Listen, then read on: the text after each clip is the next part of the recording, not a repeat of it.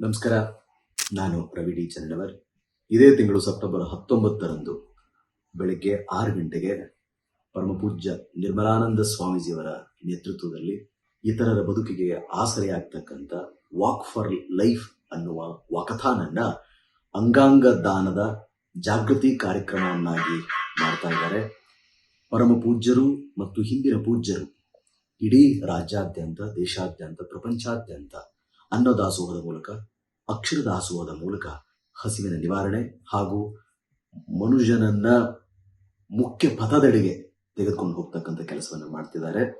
ಸರ್ವರ ಏಳಿಗೆಗಾಗಿ ಸರ್ವರಿಗೂ ಸಮಪಾಲು, ಸರ್ವರಿಗೂ ಸಮಪಾಲು ಎಂತಕ್ಕಂಥ ಧ್ಯೇಯ ವಾಕ್ಯದೊಂದಿಗೆ ಅವರು ಮಾಡ್ತಕ್ಕಂಥ ಎಲ್ಲಾ ಮಹೋನ್ನತ ಕಾರ್ಯಗಳಲ್ಲಿ ಇದು ಕೂಡ ಒಂದು.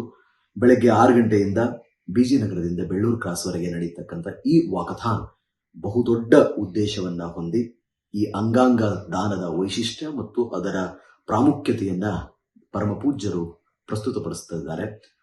ನಾವೆಲ್ಲರೂ ಅದರಲ್ಲಿ ಪಾಲ್ಗೊಳ್ಳೋಣ.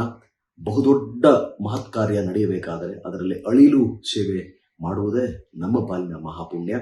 ಒಳಿತಾಗಲಿ, ಶುಭವಾಗಲಿ. ಬನ್ನಿ, ಎಲ್ಲರೂ ಪಾಲ್ಗೊಳ್ಳೋಣ. ನಮಸ್ತೆ.